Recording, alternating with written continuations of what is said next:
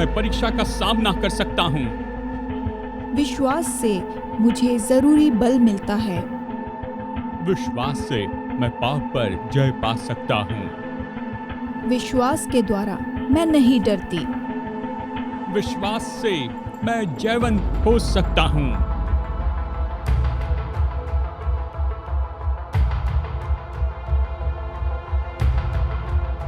मैं तुमसे सच सच कहता हूँ, यदि तुम्हारे पास राई के दाने के जैसा भी विश्वास हो तो तुम इस पहाड़ से कहो कि तू उखड़कर यहाँ से वहाँ चला जा, और वो चला जाएगा, और तुम्हारे लिए कुछ भी असंभव नहीं होगा।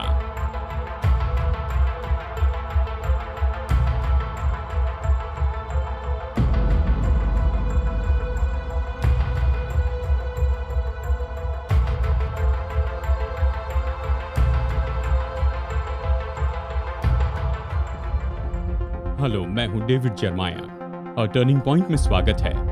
आज के प्रोग्राम की शुरुआत मैं विश्वास के बारे में एक सवाल पूछते हुए करना चाहता हूं। विश्वास रखने के लिए सबसे मुश्किल बात कौन सी है?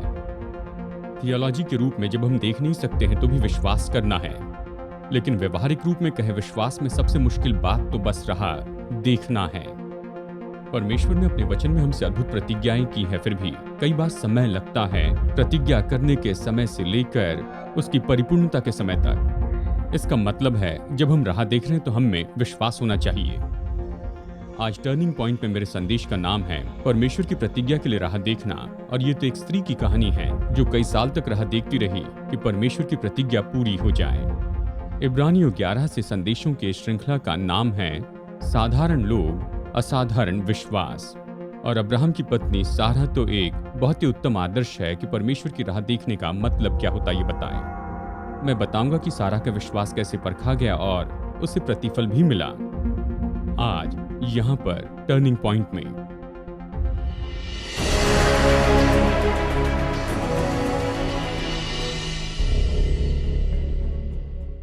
आपने बाइबल में ऐसी बहुत सी कहानी पढ़ी होगी, ऐसी स्त्रियों के बारे में जो संतान चाहती थी लेकिन उन्हें कोई संतान नहीं थी। मैं बड़ी सूची बता सकता हूँ और आप सबको उनकी कहानी अच्छे से याद होगी।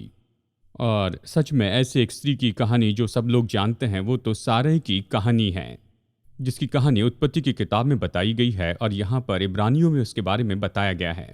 और यहाँ पर इब्रानियों का लेखक अब्राहम की पत्नी के बारे में इस तरह से कहता है, विश्वास से सारा ने आप बूढ़ी होने पर भी गर्भ धारण करने की सामर्थ्य पाई, और उसकी उम्र बीतने के बाद भी उसने बच्चे को जन्म दिया, क्योंकि उसने प्रतिज्ञा करने वाले को सच्चा जाना था। वचन आगे कहता है, इस कारण एक ही जन से जो मरा हुआ सा था, आकाश के तारों और समुद्र के तीर के बालू के समान अगणित वंश उत्पन्न हुए। इस तरह से ये वचन बताता है। जैसे कि दूसरों का भी हमने अध्ययन किया है, इब्रानियों अध्याय 11 से, जिसे हम कहते हैं हॉल ऑफ फेथ, हम सारा के जीवन के बारे में अध्ययन करते हैं और ये सोचते हैं कि कैसे वो हॉल ऑफ फेथ में आ गई। मतलब उसका जीवन तो घिरा हुआ था असफलता से, परेशानियों से और दूसरी बातों से। एक लेखक ने इस तरह से लिखा कि वो तो हमारे महान पिता की पत्नी थी और इसके कारण हम उसको बहुत ही सम्मान देते हैं। हम उसे ऐसी जगह पर रखना चाहते हैं जो जगह उसकी नहीं है। और जब हम बाइबल में उसके जीवन के बारे में पढ़ते हैं तो हम इस बात पर गौर करते हैं कि कई बार उसने अपने जीवन में बहुत बुरा व्यवहार किया। मतलब वो तो बहुत ही क्रोधित हो जाती थी और वो दूसरों को उकसाना जानती थी, और यहाँ तक कि कई बार वो कठोर हो गई। वो तो धीरज छोड़ चुकी थी, क्रोधित हो गई थी, वो क्रूर और जलन रखने वाली हो गई। वो तो बहुत ही कठोरता से बोलती और यहाँ तक कि शिकायत करती थी। और सच में इस तरह से बाइबल हमें बताती है कि सारा इतनी सुंदर थी कि उसकी सराहना की जाती थी। जब वो जन्मी तो उसको जो नाम दिया गया सारे, इसका मतलब है कि मेरी राजकुमारी। और वचन बार बार हमें इस तरह से बताता है कि ये जो स्त्री थी ये सच में कितनी सुंदर थी, और वो जहाँ भी जाती थी वहाँ पर उस पर कृपा दृष्टि होती थी, क्योंकि वो तो बहुत ही सुंदर दिखती थी। और यही तो कई बार बहुत सी स्त्रियों को बर्बाद कर देता है। देखिए बाइबल में जो लिखा है, जो भी सारा के जीवन में हुआ वो तो उसके उम्र के 65 साल तक शुरू भी नहीं हुआ था। और अद्भुत बात यह है कि इतनी उम्र में भी उसकी शारीरिक सुंदरता इतनी अच्छी थी कि अब्राहम इस बात के बारे में सोचने लगा कि दूसरे सामर्थी पुरुष उसकी पत्नी को लेना चाहेंगे। और कई मौके पर उसने खुद की ईमानदारी से समझौता किया और वो डर रहा था कि वो आकर उसकी पत्नी को ले लेंगे और इसे मार देंगे। इब्रानियों की पत्री में जो सारा के बारे में बताया गया है उसे समझने के लिए हमें वापस जाकर उसकी कहानी को देखना होगा और आज हम इसके बारे में देखेंगे। मेरे पास जितना समय है उसमें ये सब कुछ बताना तो मुश्किल है, लेकिन चलिए सारा के जीवन का मैं सारांश आपको बताऊं। चलिए शुरू करते हैं उसके विश्वास की असफलता से। सारा ने धीरज नहीं रखा, इस बात के बारे में पहली बार हम देखते हैं उत्पत्ति अध्याय 16 में। अब्राहम की पत्नी सारे की कोई संतान न थी, उसके हाजिरा नाम की एक मिस्री दासी थी। सारे ने अब्राम से कहा, देख, यहोवा ने तो मेरी कोख बंद कर रखी है, इसलिए मैं तुझसे विनती करती हूँ कि तू मेरी दासी के पास जा, संभव है कि मेरा घर उसके द्वारा बस जाए। सारे की बात अब्राम ने मान ली, इसलिए जब अब्राम को कनान देश में रहते 10 वर्ष बीत चुके थे, तब उसकी स्त्री सारे ने अपनी मिस्री दासी हाजिरा को लेकर अपने पति अब्राहम को दिया कि वो उसकी पत्नी हो। तो अब्राम हाजिरा के पास गया और वो गर्भवती हुई। जब उसने जाना कि वो गर्भवती है, तब वो अपनी स्वामिनी को तुच्छ दृष्टि से देखने लगी। अब सारा 65 साल की थी और अब्राम 75 साल का था जब परमेश्वर ने उनसे कहा कि वो उनसे एक बहुत बड़े देश को उत्पन्न करेगा। अगर आप उत्पत्ति अध्याय 12 में जाकर इसे देखें तो आप वो प्रतिज्ञा देखेंगे जो परमेश्वर ने की थी कि अब्राहम और सारा से बहुत बड़ी जाति उत्पन्न होगी और उनके द्वारा एक बहुत बड़ा देश निर्माण किया जाएगा। परमेश्वर ने यह प्रतिज्ञा करने के बाद 10 साल बीत गया और उन्हें कोई संतान नहीं थी। अब फिर अब्राहम 85 साल का हो गया और सारा 75 साल की हो गई। तो अब्राहम यहाँ पर इस बात की योजना के साथ में जुड़ जाता है, जैसे कि सारा ने कहा कि अब्राहम हाजिरा के पास में जाए, और 86 साल की उम्र में अब्राहम यहाँ पर इश्माइल का पिता हो जाता है और इश्माइल उसका बेटा हो जाता है। उत्पत्ति 16 ये कहता है, हाजिरा को अब्राहम के द्वारा एक पुत्र हुआ और अब्राहम ने अपने पुत्र का नाम जिसे हाजिरा ने जन्म दिया था इश्माइल रखा। जब हाजिरा ने अब्राहम के द्वारा इश्माइल को जन्म दिया उस समय अब्राहम 86 वर्ष का था। इश्माइल के जन्म के बाद में, जैसे आप पुराने नियम में पढ़ते हैं, 13 साल बीत जाते हैं और आप अब्राहम के बारे में कुछ भी नहीं पढ़ते हैं और सारा की कहानी यहाँ पर बिल्कुल खत्म होती दिखती है। परमेश्वर की प्रतिज्ञा करने के 11 साल के बाद में इश्माइल का जन्म हुआ और जैसे हम आगे पढ़ते जाएंगे तो हम ये पाएंगे कि परमेश्वर ने प्रतिज्ञा करने के 24 साल के बाद में इसहाक का जन्म हुआ। और एक लेखक तो इस तरह से इन बात के बारे में देखते हैं और वो कहते हैं कि मुख्य बात जो अब्राहम और सारा के जीवन के बारे में है कि देखा जाए तो ये तो सच में कोई आदरणीय चरित्र नहीं थे। ये सब ऐसे थे कि अब्राहम तो मानो सबसे बुरा था, वो सकारात्मक नहीं था, अपनी पत्नी की परवाह नहीं करता था, सारा और हाजिरा की भी नहीं, और ना ही स्त्रियां एक दूसरे पर करुणा कर रही थी। सारा तो बुरी थी। यहाँ पर जरा ये विचार पता चलता है कि अगर हाजिरा को मौका मिलता तो वो भी वैसी होती। याद रखिए, ये सारी गड़बड़ी तब शुरू होती है जब विश्वास वाले लोग परमेश्वर पर भरोसा नहीं रखते हैं। ये तब होने लगा जब उन्होंने सोचा कि परमेश्वर की प्रतिज्ञा पूरी करने के लिए कुछ मदद चाहिए, और ऐसा हुआ कि अब्राहम और सारा ने शॉर्टकट अपनाया कि वो पाए जिसके बारे में जानते थे कि परमेश्वर ने इसकी प्रतिज्ञा की है। और हम यहां पर बैठकर इस ऐतिहासिक घटना के बारे में मुस्कुराते हैं, लेकिन हम जानते हैं कि हमारे लिए राह देखना बहुत मुश्किल होता है। कितने लोग अपने पास्टर के साथ सहमत होकर कहेंगे राह देखना मुझे पसंद नहीं है। मैंने ये कहानी आपको पहले भी बताई है। जब 1981 में हम यहाँ पर रहने आए, हम फोर्ट विन से एक छोटे समाज से आए जहाँ पर कोई किसी की राह नहीं देखता था। मतलब बस चले जाइए, जो चाहिए लीजिए, बैंक में कोई लाइन नहीं होती। मैं यहाँ पर आया और जब यहाँ पर आया तो सबसे पहले मैंने देखा कि ग्रोसरी स्टोर में लाइन लगी है, दवाई की दुकान पर या पेट्रोल पंप के ऊपर भी लाइन लगी होती है और लंबी लाइन होती है। बैंक में जब जाते हैं और रेस्टोरेंट में जाने के लिए भी राह देखनी पड़ती है।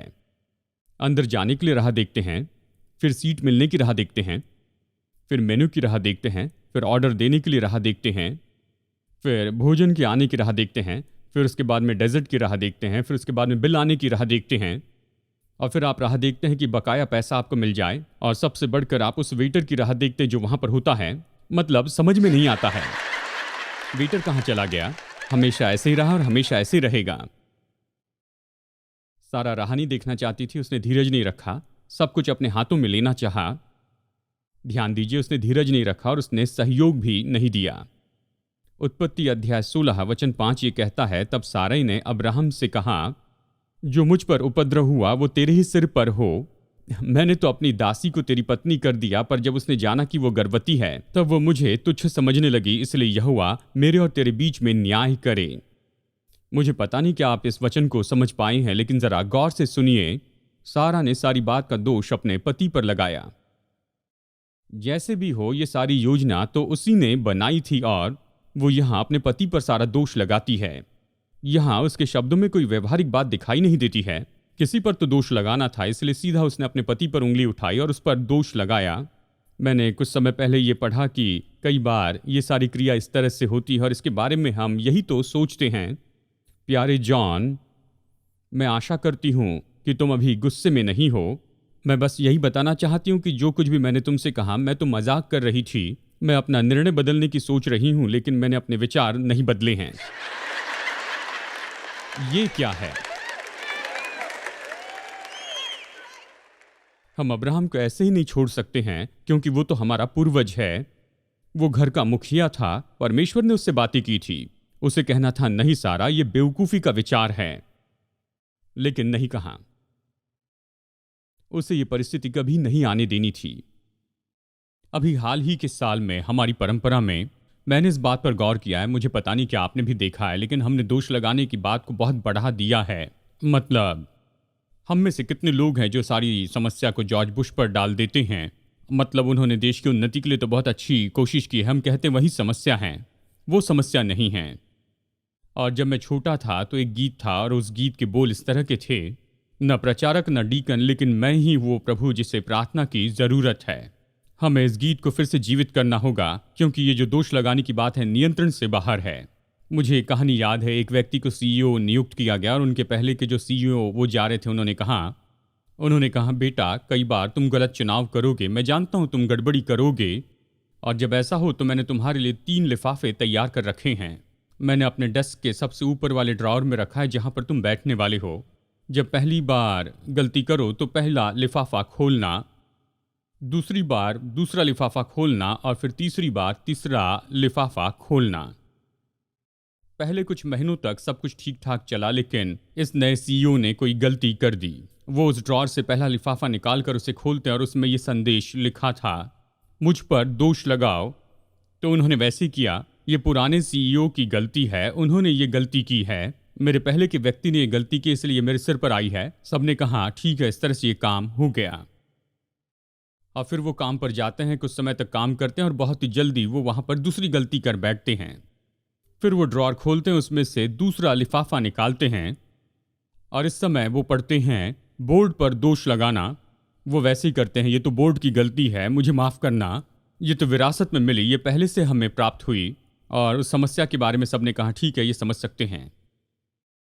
और कुछ समय तक सब ठीक चलता है, फिर जल्दी ये तीसरी गलती कर बैठते हैं और इस समय वो ड्रॉअर खोलते हैं, तीसरा लिफाफा खोलते हैं, उसमें ये लिखा था, 3 लिफाफे तैयार कर लो।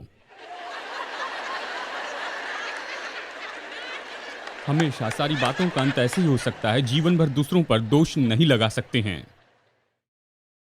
और सारा तो अपने पति पर दोष लगा रही थी, और मैं कल्पना कर सकता हूं पति ने पत्नी पर दोष लगाया, यानी वो आपस में दोष लगा रहे थे।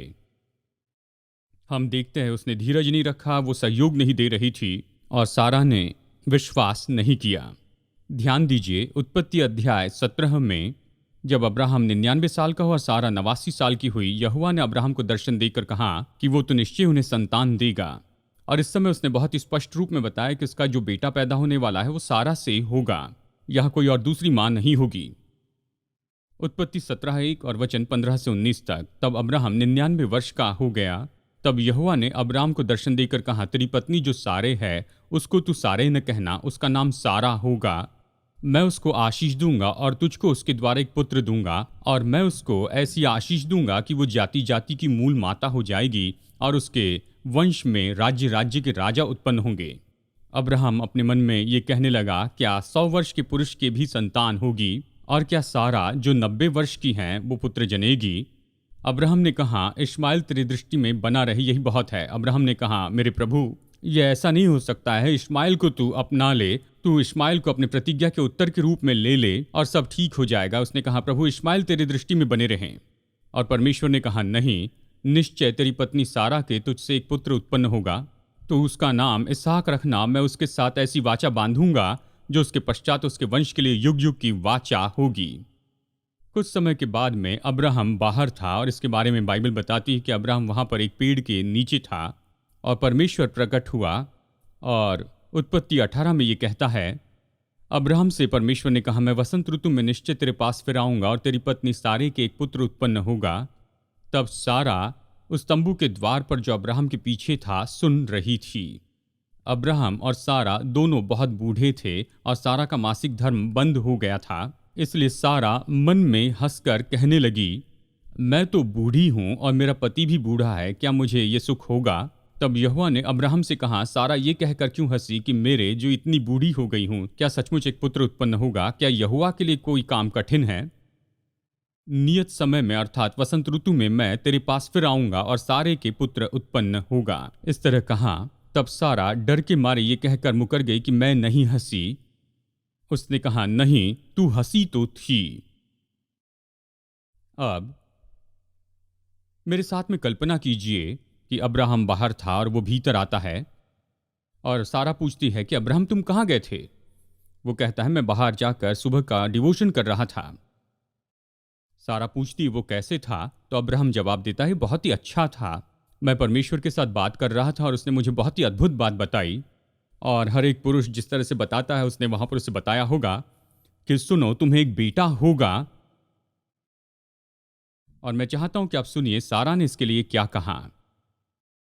1 से 10 तक की गिनती में उस समय सारा को जो विश्वास है वो तो 0 से भी कम था। यहां वो पूरी असफलता के साथ थी, फिर भी उसका नाम हॉल ऑफ फेथ में आता है। ये सच में परमेश्वर के अनुग्रह और धीरज का कितना बड़ा चित्र है। परमेश्वर तो हमारे पाप से भी बड़ा है और परमेश्वर हमारे संदेह से भी बहुत बढ़कर है। और क्या यह अच्छी बात नहीं कि जब हम विश्वास नहीं रखते हैं फिर भी वो विश्वास योग्य होता है? वो खुद का इनकार नहीं कर सकता। 2 तिमोथी 2:13। और हालांकि शुरू में सारा और अब्राहम अपने विश्वास में डगमगाए तो थे, फिर आखिर में उन्होंने ये निष्कर्ष निकाला कि परमेश्वर सच्चा है और उसकी प्रतिज्ञाएं आधारित रहने लायक है। और परमेश्वर निरंतर उनके साथ में विश्वास योग्य रहा, चाहे ये लोग उसके साथ विश्वास योग्य रूप में काम नहीं करे तो भी। यानी आप देख सकते हैं कि सारा तो हॉल ऑफ फेथ के लिए बहुत ही दिलचस्प सदस्य है। अब चलिए अलग दृष्टिकोण से देखते हैं। हम सारा के विश्वास की परिपूर्णता को देखते हैं। हमने उसकी असफलता देखी, अब तक हमने यहाँ जो पढ़ा है, और फिर भी ये बहुत ही दिलचस्प बात है कि इब्रानियों अध्याय 11 में हम इसके बारे में पढ़ते हैं, वचन 11 और 12। विश्वास से सारा ने आप बूढ़ी होने पर भी गर्भ धारण करने की सामर्थ्य पाई, क्योंकि उसने प्रतिज्ञा करने वाले को सच्चा जाना था। उसने उसे सच्चा जाना। इस कारण एक ही जन से जो मरा हुआ सा था, आकाश के तारों और समुद्र के तीर के बालों के समान अगणित वंश उत्पन्न किए। यानी उसके द्वारा उसके लिए अगणित वंश उत्पन्न हुए। अब देखिए, नए नियम में केवल इब्रानियों का लेखक ही यहाँ पर सारा की सराहना नहीं करता है। सच में पतरस उसके बारे में लिखता है जब वो अपनी एक पत्री में इसके बारे में सिखाता है, तुम्हारा छिपा हुआ मनुष्य और गुप्त मनुष्यत्व नम्रता और मन की दीनता की अविनाशी सजावट से सुसज्जित रहे। वो कहता है परमेश्वर की दृष्टि में इसका मूल्य बड़ा है। पूर्व काल में पवित्र स्त्रियां भी जो परमेश्वर पर आशा रखती थी, अपने आप को इसी रीति से संवारती और अपने अपने पति के अधीन रहती थी, जैसे सारा अब्राहम की आज्ञा में रहती और उसे स्वामी कहती थी। तुम भी यदि भलाई करो और भयभीत न हो तो उसकी बेटियां ठहरोगी। बाइबल उत्पत्ति अध्याय 21 में कहती है, जैसे परमेश्वर ने प्रतिज्ञा की थी, परमेश्वर सारा से मिलने आया और परमेश्वर ने जो कहा था वही सारा के लिए भी किया। जैसे परमेश्वर ने अब्राहम से वादा किया था, उस तरह से परमेश्वर ने सारा के द्वारा उसे एक पुत्र भी दे दिया। अब इस वचन को मेरे साथ में स्क्रीन पर यहाँ पर देखकर ध्यान दीजिए कि ये वचन सच में कितना अद्भुत है। यहोवा ने जैसे कहा था वैसे ही सारा की सुधि लेके उसके साथ अपने वचन के अनुसार किया। सारा अब्राहम से गर्भवती हुई और उसके बुढ़ापे में उसके नियुक्त समय पर जो परमेश्वर ने उससे ठहराया था, एक पुत्र हुआ। इस वचन में हमें याद दिलाया जाता है कि सारा के साथ जो भी हुआ ये वचन के कारण हुआ, प्रभु ने जो कहा उसके कारण। जब इसहाक वहां पर जन्मा तो उस समय का दृश्य, ओह, वो तो आनंद से भरा होगा। ये कितना अद्भुत और महिमा में विचार है। परमेश्वर की प्रतिज्ञा यहाँ पर पूरी हो जाती है। इतने साल तक राह देखने के बाद। बेटी के जन्म के बाद उन्होंने उसका नाम इसहाक रखा। इसहाक का मतलब जानते हैं? इसका मतलब है हंसी। यही इसका अर्थ है। ये तो दिलचस्प वचन होता है। 100 साल के पिता, 90 साल की माँ, उनका बच्चा हुआ और वो कहते हैं हंसी। वाह! आप सारा और उसके विश्वास को देखिए कि उन्होंने असंभव बातों को प्राप्त कर लिया। इब्रानियों 11 कहता है जब वो बूढ़ी हो गई, और अब्राहम तो बिल्कुल मराका सा था, असंभव था लेकिन परमेश्वर के लिए नहीं, क्योंकि लूका कहता है जो मनुष्य से नहीं हो सकता वो परमेश्वर से हो सकता है। वो परमेश्वर है, मतलब उसी ने तो सबसे पहले अब्राहम और सारा को बनाया है। सारा के विश्वास ने अनिश्चितता पर विजय पाई। रोमियो इस तरह से कहता है, वो जो 100 वर्ष का था अपने मरे हुए से शरीर और सारा के गर्भ की मरी हुई सी दशा जानकर भी विश्वास में वो निर्बल न हुआ और न अविश्वासी होकर परमेश्वर की प्रतिज्ञा पर संदेह किया, पर विश्वास में दृढ़ होकर परमेश्वर की महिमा की। 25 साल तक अब्राहम और सारा ने सारी मुश्किलों के बावजूद उन्होंने प्रभु पर विश्वास किया, और उनके पास कोई सबूत नहीं थे कि ये साबित करे कि ये तो जरूर होगा। उनका विश्वास कमजोर नहीं हुआ और उनका विश्वास कम नहीं हुआ। परमेश्वर की प्रतिज्ञाओं को उन्होंने नहीं छोड़ा। जैसे हमने सीखा, सारा का अपना समय था। जब भी उसका जन्मदिन आता वो जानती कि 1 साल और बूढ़ी हो गई है। उसके लिए प्रतिज्ञा उतनी असंभव दिखाई दे रही थी। इब्रानियों 11:11 कहता है कि विश्वास से सारा ने आप बूढ़ी होने पर भी गर्भ धारण करने की सामर्थ पाई। उसने असंभवता, अनिश्चितता और पर्याप्त न होने पर विजय पाई।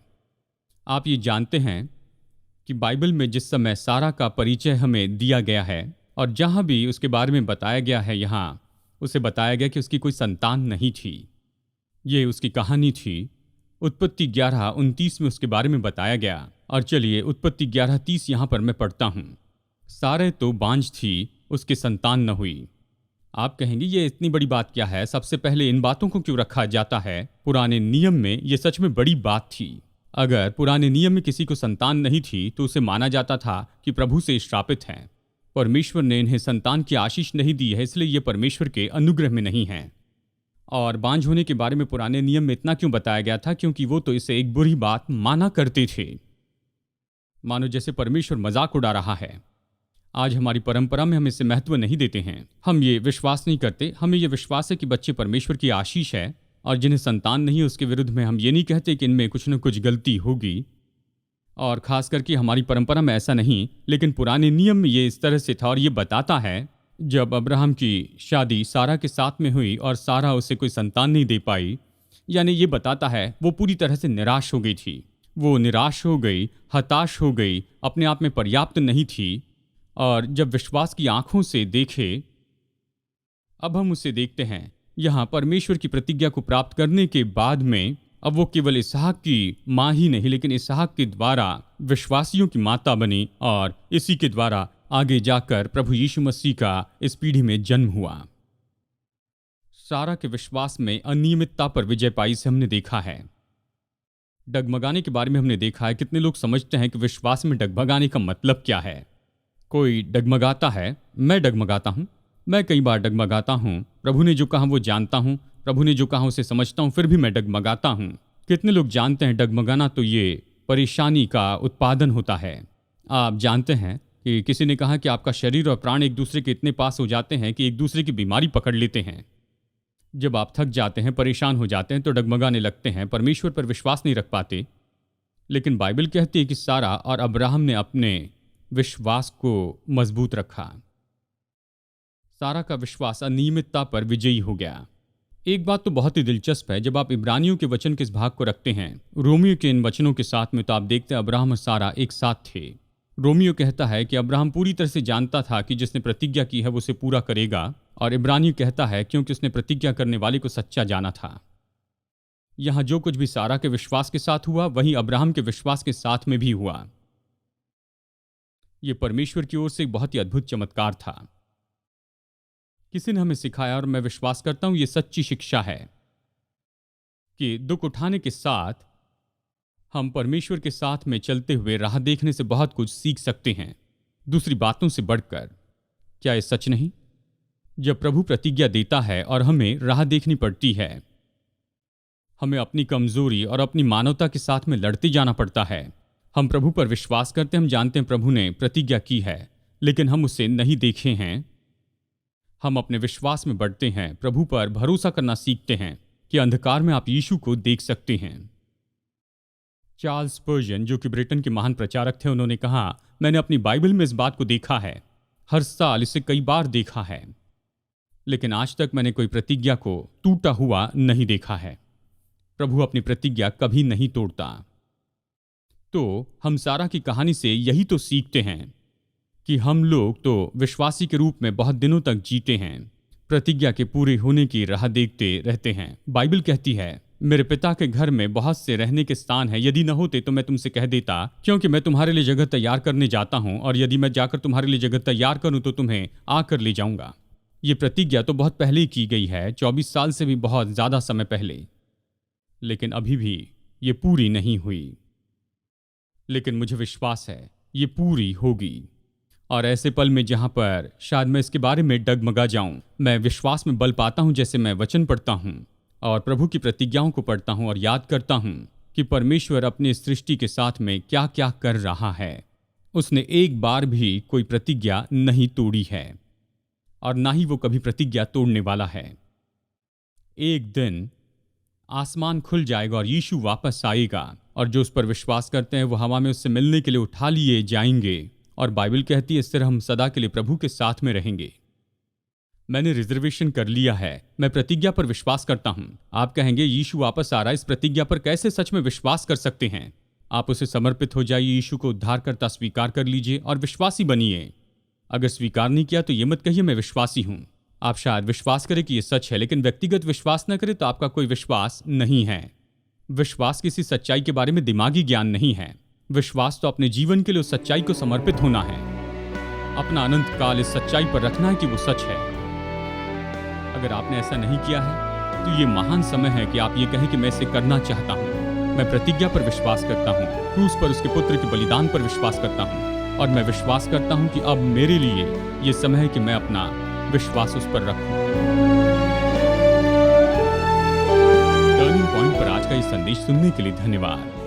मैं आशा करता हूँ प्रभु वचन से आप प्रोत्साहित हुए हैं और इस बात के बारे में ज्यादा जानकारी पाई कि हमारे परमेश्वर के साथ में संबंध रखना सच में क्या होता है।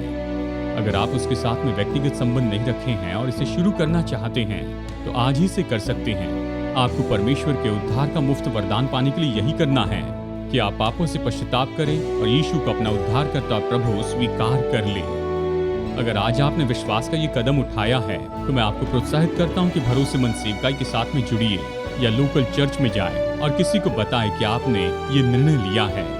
और मेरी प्रार्थना है कि आप इस नए विश्वास में निरंतर बढ़ते जाएं। तो प्रभु आपको आशीष दे। अगली बार मुलाकात होगी यहीं पर टर्निंग पॉइंट में।